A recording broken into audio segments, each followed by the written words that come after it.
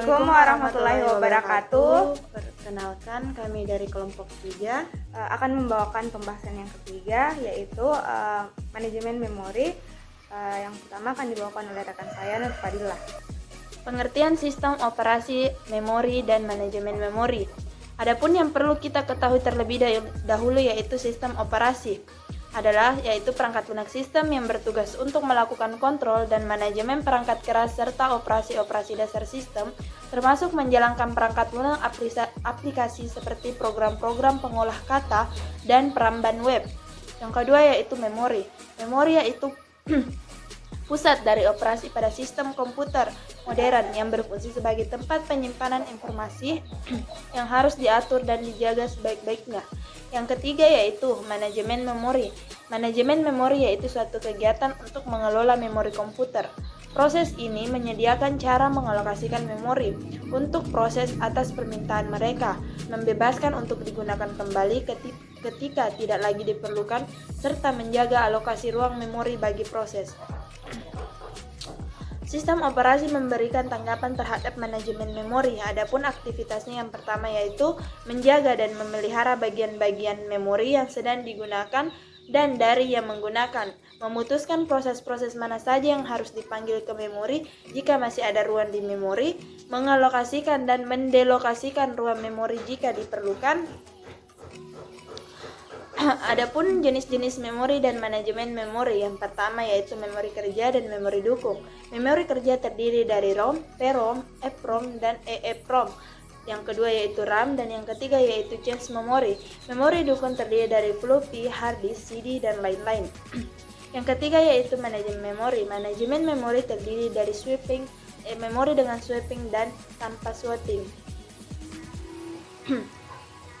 Konsep dasar manajemen memori yang pertama yaitu melacak pemakaian memori, siapa dan berapa besar, memilih program mana yang akan di-load ke memori, alokasi dan dealokasi memori fisik untuk program atau proses-proses dalam menggunakan address space. Next, tugas sistem operasi yaitu mengatur peletakan banyak proses pada suatu memori.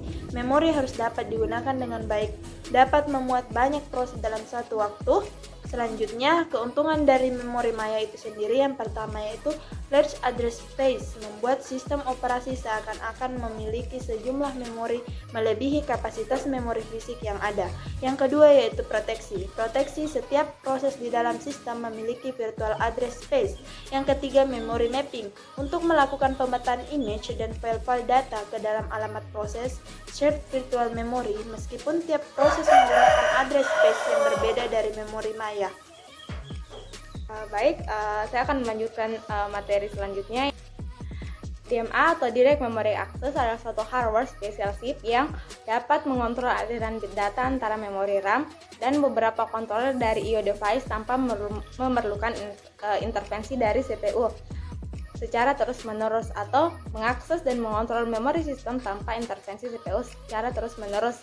Selanjutnya, kelebihan dari DMA adalah dapat menurunkan sebagai fungsi prosesor, dapat mengambil alih fungsi prosesor yang berhubungan dengan transfer data. Ketiga, CPU dapat melakukan manajemen operasi baca tulis dengan baik. Yang ketiga, mendapat jumlah informasi tentang jumlah data bit yang ditransfer. Selanjutnya, kekurangan dari DMA adalah transfer relate data terbatas. 2. Masih memerlukan keterlibatan CPU sehingga CPU menjadi lebih sibuk. Nah, operation DMA adalah yaitu memerlukan DMA untuk programming IO atau interrupt device IO. DMA menjadi solusinya. Nah, selanjutnya masih memerlukan keterlibatan CPU sehingga CPU menjadi lebih sibuk. 3. Transfer data terbatas digunakan modul khusus hardware yang terhubung ke sistem bus.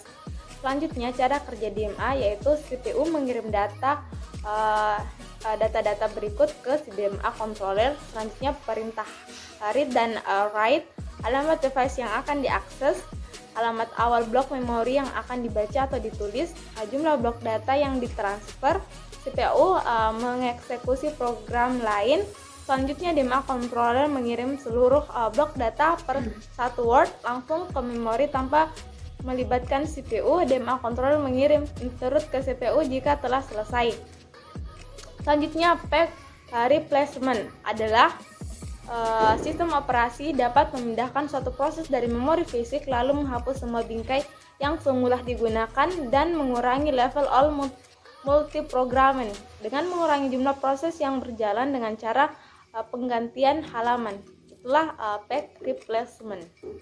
Selanjutnya proses pack replacement yaitu mencari lokasi dari halaman yang dicari di disk, selanjutnya mencari bingkai yang kosong di memori fisik. Jika ada bingkai yang kosong, maka digunakan bingkai tersebut. Nah, selanjutnya jika tidak ada bingkai yang kosong, gunakan algoritma ganti halaman untuk memilih bingkai korban.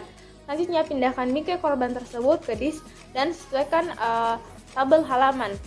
Masukkan halaman yang berasal dari disk tersebut ke dalam bingkai yang baru dikosongkan tersebut sesuai tabel halaman. Lanjutkan proses yang telah diinterupsi. Nah, pengalokasian frame. Terdapat macam-macam variasi untuk strategi sederhana ini. Kita bisa meminta sistem operasi untuk mengalokasikan seluruh buffer ruang tabelnya dari daftar frame bebas. Saat ruangan ini tidak digunakan oleh sistem operasi, ruang ini bisa digunakan untuk mendukung pegging dari user atau dari pengguna. Selanjutnya tracing. Tracing adalah keadaan di mana proses sibuk untuk mengganti halaman yang dibutuhkan secara terus-menerus. Penyebab dari tracing adalah utilisasi CPU yang rendah. Jika utilisasi CPU terlalu rendah, kita menambahkan derajat dari multiprogram dengan menambah proses baru ke sistem. Selanjutnya, fungsi manajemen memori yaitu mengelola informasi memori yang dipakai dan tidak dipakai, mengalokasikan memori ke proses yang memerlukan, selanjutnya mengalokasikan memori dari proses yang telah diselesai, dan terakhir mengelola swapping antara memori utama dan disk. Jadi itulah materi manajemen memori yang bisa kami bawakan.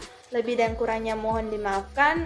Untuk teman-teman sekalian bisa mengajukan pertanyaan di grup. Silahkan mengirimkan pertanyaannya di grup WA. Assalamualaikum warahmatullahi wabarakatuh.